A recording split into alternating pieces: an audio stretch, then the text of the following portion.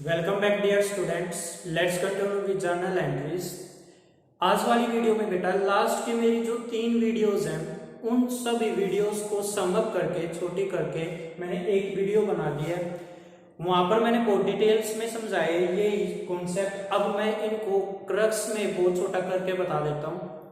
अब वो 3 वीडियोस देखने के बाद ये वीडियो जरूर देखना, क्योंकि वो सारी वीडियोस का जो लास्ट में रिजल्ट निकलता है वो मैंने यहाँ पर लिख दिया।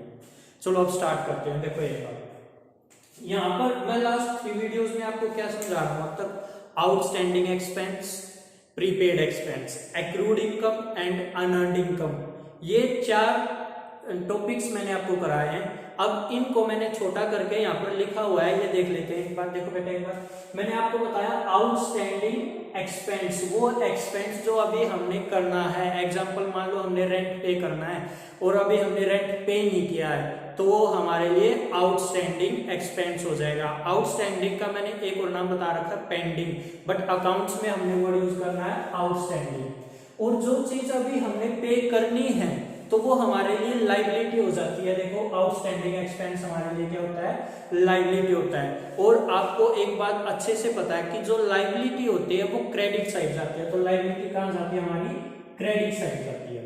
क्लियर बेटा यहाँ तक। नेक्स्ट देखो क्या है, प्रीपेड एक्सपेंस। प्रीपेड का दूसरा नाम मैंने बताया था एडवांस।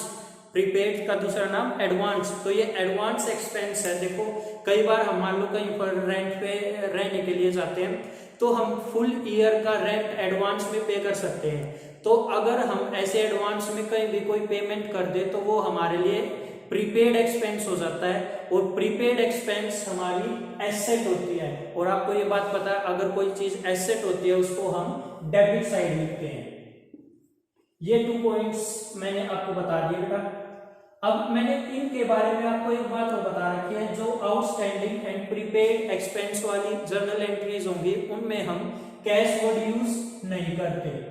फिर यूज क्या करते हैं, आउटस्टैंडिंग एक्सपेंस के जो भी लिखा होगा आउटस्टैंडिंग के साथ या प्रीपेड के साथ वो ही हो जाता है। एग्जांपल देखो आपको पता है आउटस्टैंडिंग एक्सपेंस है वो तो क्रेडिट साइड जाना है, ठीक है। तो दूसरी साइड क्या जाएगा, मींस डेबिट साइड क्या जाएगा, जो भी आउटस्टैंडिंग के साथ वर्ड लिखा हुआ है। मैं एग्जांपल दे देता हूं। मान लो आउटस्टैंडिंग सैलरी है।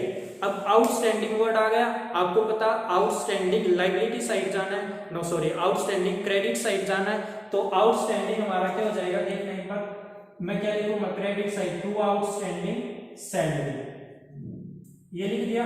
और ये क्रेडिट साइड हो चुका है। अब डेबिट साइड हम क्या लिख देंगे, जो आउटस्टैंडिंग के साथ लिखा हुआ सैलरी लिखा हुआ है तो मैं डेबिट साइड क्या लिख दूंगा, सैलरी अकाउंट डेबिट। ऐसे ही हमारी एंट्रीज होनी है।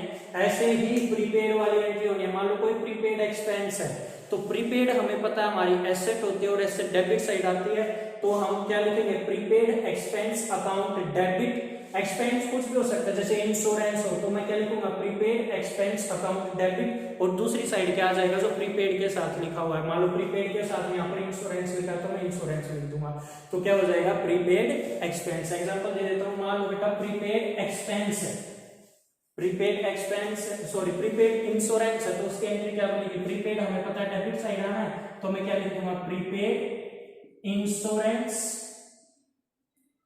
Account debit to. अब प्रीपेड के साथ क्या लिखा हुआ है, इंश्योरेंस, तो मैं लिख दूंगा यहाँ पर इंश्योरेंस अकाउंट। क्लियर है बेटा यहाँ तक। तो हमारे ये 2 पॉइंट्स क्लियर हो चुके हैं। अब यहाँ पर आ जाते हैं accrued income and unearned income. यहाँ पर आने से पहले मैं आपको बता देता हूँ कि हम आउटस्टैंडिंग और प्रीपेड के साथ एक्सपेंस वर्ड यूज करते हैं और एक्रूड एंड अनअर्न्ड के साथ हम इनकम वर्ड यूज करते हैं। चलो अब बता देता हूँ, एक्रूड इनकम क्या होती है, income earned but not received, means वो इनकम जो हमने कमा तो लिया बट अभी हमें मिली नहीं है। एग्जांपल मान लो मैं पर मंथ कहीं पर काम करता हूँ और मेरे को सैलरी मिलती है, तो जो सैलरी मिलती है वो मेरे को 30 हर मंथ के 30th को मिलती है। तो 30 डेज पूरे हो चुके हैं, मींस मैंने तो भैया अपना काम कर दिया, मैं तो अर्न कर चुका हूँ अपनी इनकम।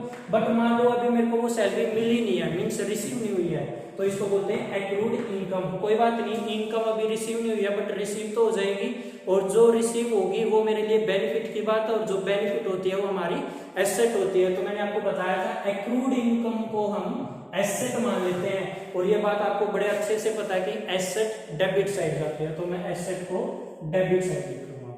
क्लियर है? अब इसकी भी एंट्री कैसे बननी है, देखो बेटा एक बार, एक्रूड इनकम है कोई भी,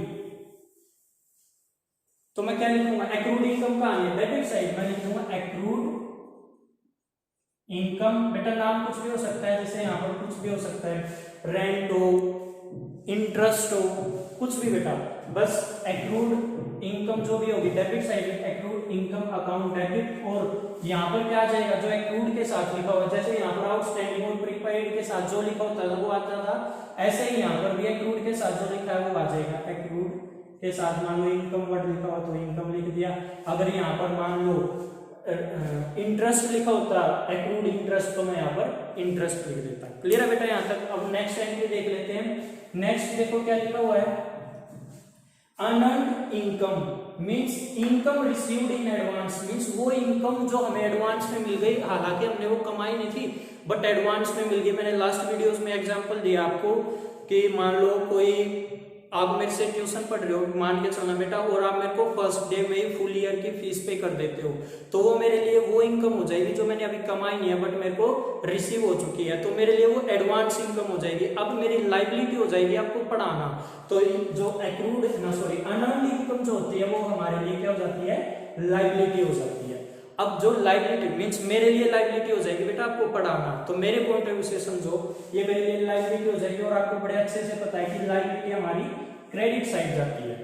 क्लियर है बेटा यहाँ तक? अब इसकी भी एंट्री क्या बनेगी, देखो अनअर्न्ड इनकम जो भी होगी वो क्रेडिट साइड आ जाएगी, और डेबिट साइड अनअर्न्ड इनकम के साथ जो लिखा होगा वो आ जाएगा। तो बेसिकली 4 कॉन्सेप्ट्स थे बेटा, इनकी जर्नल एंट्रीज आती हैं, आप प्रैक्टिस कर लेना, कॉन्सेप्ट ही है, इससे बात कुछ नहीं है इसमें। क्लियर है बेटा? Thank you.